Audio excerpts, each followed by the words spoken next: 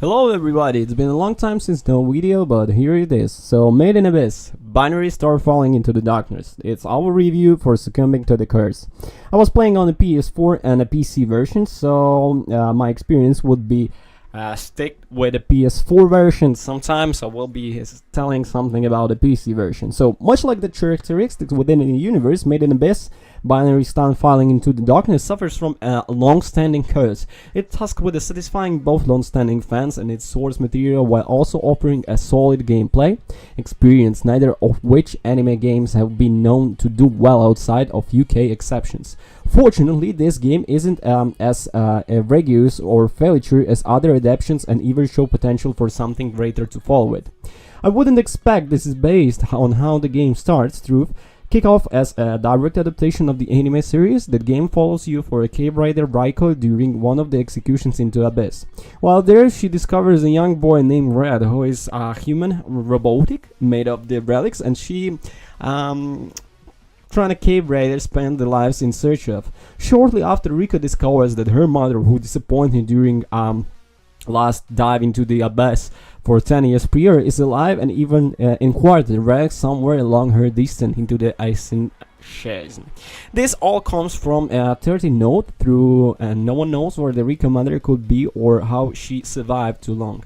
Desperate for the answers, Rico sets out with the wreck towards the bottom of the abyss, braving certain death and to find out where her mother is and what she's been doing. It's decent enough adaptation of the story material, but every other aspect that plays into it drags down the experience. While the graphics and visuals are decent enough, the voice acting is flat and the musical cues are repetitive, making the short story segment an auditory slog to get through. Other sound designs elements are just as bad, with the characters repeating the same 2 or 3 lines and no sound every time they do anything. I was ready to mute the game after I played the same musical cues and canned characteristic lines a half dozen times in a rapid successfully in a blaring pitch, only for characters to pop up on screen and speak so flatly that it was like they were a part of the grade school play. The gameplay doesn't help much either. The combats feel repetitive and junky, feeling somewhere between the early MMO and the older Monster Hunter title. That was worst by the fact that anything and everything in the game was intent on murdering me and the second they spawned in, which frequently right on top with no warning. Compounding all of this were the survival traversal mechanics, or rather their unnecessary nature. Similar to the side, the game task players will delving further into Abyss using tools and rock climbing. The wise need to keep themselves fed using scavenge food items and need to scavenge material to make new tools if the ones they using break.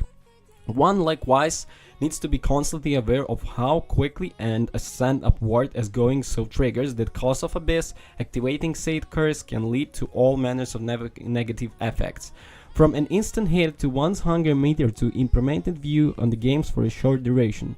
All of these sounds gameplay mechanics, but when they were applied to the adaptation segment of Made in Abyss, Binary Star Falling into the Darkness, everything felt like a moonprint.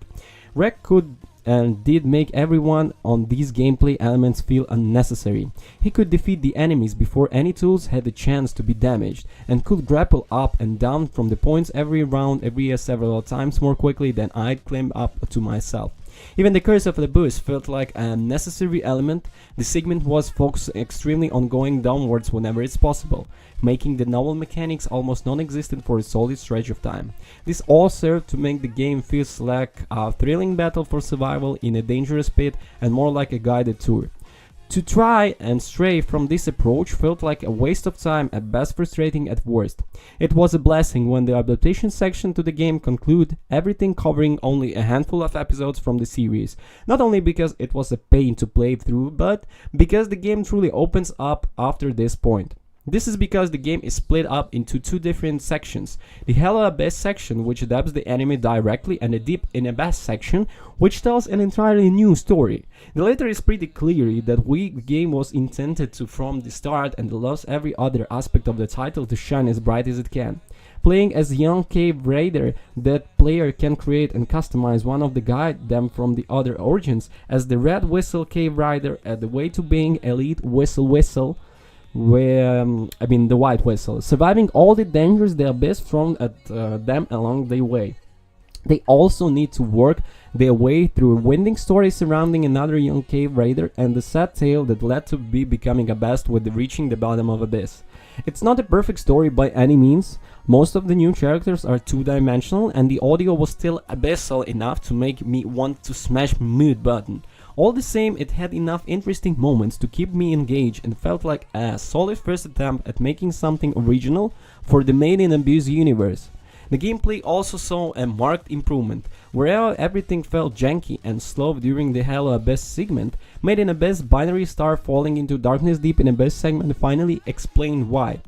Every element of the gameplay, from the cooking and crafting, the combat, climbing and survival mechanics, could be made more tolerable via skills earned through the RPG style, leveling and skill trees.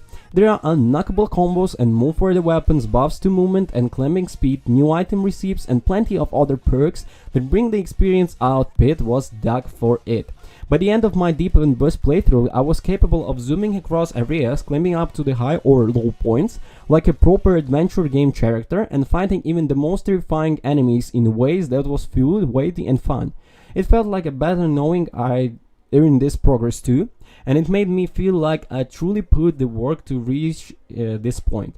Topping it was the fact the Curse of Abyss mechanics felt relevant as a constant risk to go along with the deeper dives and explorations. It provided regular attention that mount and lower into Abyss I got that forced me to think creatively how I'm climbed back out of safety. Sadly, this enjoyment was dragged down by a fact that it could be experienced after boring Halo Abyss segment. Deep in Abyss and everything about the game that's enjoyable can be played until the hero of Abyss is complete, locking the game properly behind what are literally its worst elements. It's a honesty, a crying shame. If it didn't spend so much time forcing players to play a bland adaptation, the game could have been an exemplar of what anime games can achieve.